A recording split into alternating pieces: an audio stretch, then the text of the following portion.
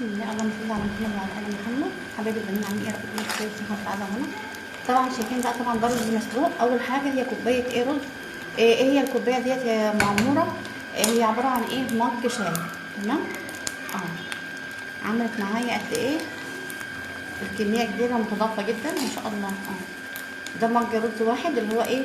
مج الشاي. خلاص خلاص. بسم الله. الله. طبعا ده نص كيلو لبن مش اكتر. خلاص. طبقين كده ايه رز بلبن كده مسكرين وحلوين كده زي المعموره ان شاء الله. ايه اللي انا هعمله؟ نسبة السكر قليلة جدا طبعا، ده اختياري، ممكن تزودي براحتك. تمام. خلاص.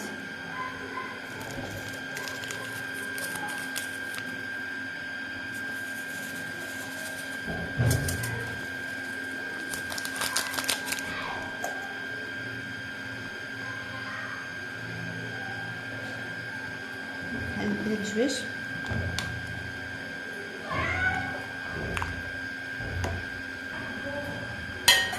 طبعا معايا هنا معلقه نشا كبيره.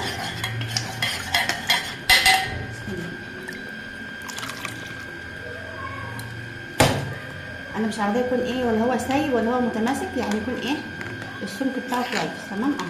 افضل بقى كده اقلب ايه باستمرار عشان ما يحصلش معايا اي تكتلات.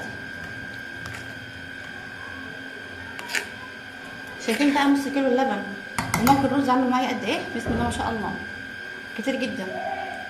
طبعا بقى اغرفها في اطباق او في كاسات، حطها في التلاجة، عاوزه تحطها في الفرن مفيش مشكله.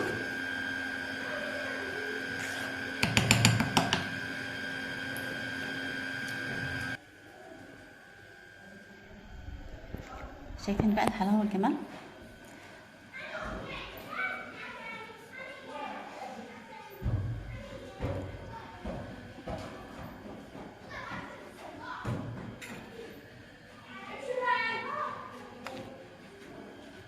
شايفه بقى السمك ولا هو ايه سايب قوي، وكمان خلي بالك كمان هو ايه لسه سخن خالص يعني، فشويه صغيرين بقى هتلاقيه ايه متماسك جدا. بسم الله ما شاء الله. يعني متماسك اللي هو ايه اللي مفيش حاجه تقع من المعلقه، يعني تيجي تشيل هتلاقي ايه ما شاء الله جامد جدا. الف هنا وشفا يا ريت.